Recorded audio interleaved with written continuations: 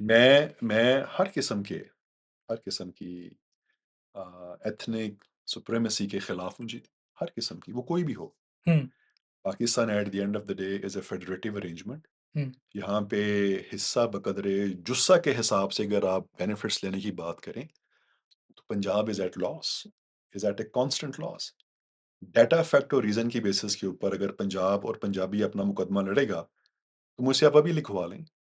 Data, fact and reason, facts and figures की basis के ऊपर Punjab will be at loss. वो एनएफसी की शेयरिंग हो, वो अपने हिस्से का पानी बलूचिस्तान को देने के हवाले से हो, वो फेडरल बजट में अपना हिस्सा रिलिंक्विश करके बलूचिस्तान को देने के हवाले से हो और जवाब में वो लाशें वसूल करें।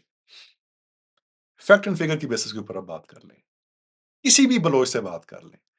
तो चीज़ों को जब आप इमोशनल चोकिंग के अंदर लेकर आते हैं, तो वहाँ पे आप डाटा फैक्ट की बात नहीं कर सकते।